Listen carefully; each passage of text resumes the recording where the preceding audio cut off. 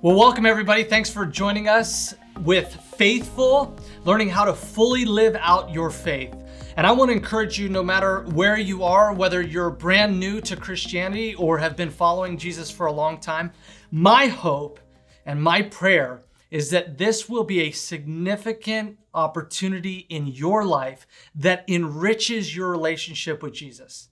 That through the course of our time together, you're going to get tools and we're going to equip you in how to read the Bible, how to engage in some spiritual disciplines, and how to disciple and mentor others. And so I'm so thankful that you've decided to spend some time going through this book, Faithful, which drives us to the most important book, God's Word, in learning who He is and what He has in store for us. For us, my hope is that as you develop your understanding of how to engage in your faith fully, the production of that is then helping others do the same. Is so often in our lives, the end goal of our interaction with God is solely placed on what we need to do for ourselves. And while there is a healthy processing of that, and we're going to go through that of how do we develop our personal relationship with Jesus, one of the most significant things in my life for my growth, and one of the things that we see throughout followers of Jesus's life, is this output and this engagement in others' faith journey. And so throughout this curriculum and throughout this time, really one of the big questions we're going to ask as we look through these chapters is, how are you going to engage and who are you going to engage? Because we know that a significant portion of your growth comes not from what information you gain and not from what you get for yourself, but instead what you pour out and how you help others develop in their faith. A few of the things that I want to talk to you about in this session is just what this looks like. And first of all, you should all have the Faithful book, and we are going to read through this. And my hope, my prayer, my ask for you is that you read through this book slowly and devotionally. One of the tasks that I have in my job is reading a lot. More than I ever thought I would read. And I read books two ways. One is the majority of the time I read it like this. How quickly can I get through it? Okay, get a few good points and move on and kind of get to the end and say, oh, I've read it. And that makes me feel good because I've read a book quickly and there's a few things that I've picked up from it. And I want to ask you not to read it like I typically read books, but to read it slowly, to soak it in, to say, what does this mean for me and my relationship with Jesus? What does this mean for how I live out my faith? Because I believe that there are tools in here that will not just benefit you for the time that you're reading the chapter, but if you really input them and spend time learning, they will affect your spiritual journey for the rest of your life.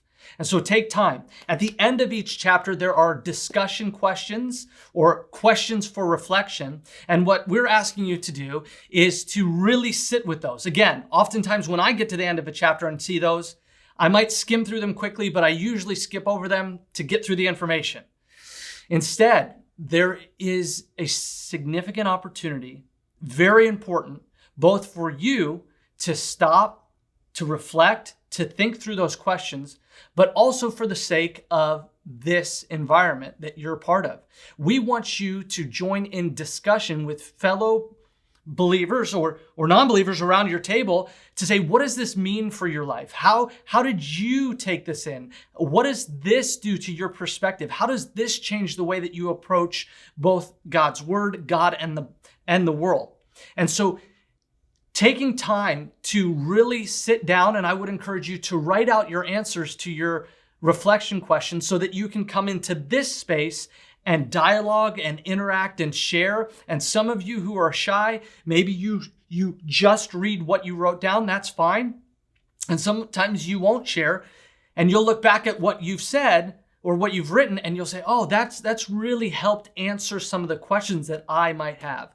So reading the chapters slowly, taking time to look through the reflection questions, and then throughout this time, there's going to be homework that we give you that is both getting into, again, the most important word, which is God's word, and taking time to ingest and digest God's word. And so we're going to give you some Bible reading assignments that allow you to take time to apply what you've learned here in reading God's word. And then there's also going to be some spiritual development assignments as well that go along with the chapters that help you once again take the information and not just move on and say, I'm glad that I know that this is a way to develop my relationship with God and help others grow. But instead, I'm glad I know that and I'm going to apply it. And this next week, I'm going to talk to those at my table or in my group and share with them what was difficult, what I experienced, what was thrilling, what was different than I've ever experienced before, and how is my relationship with God developing.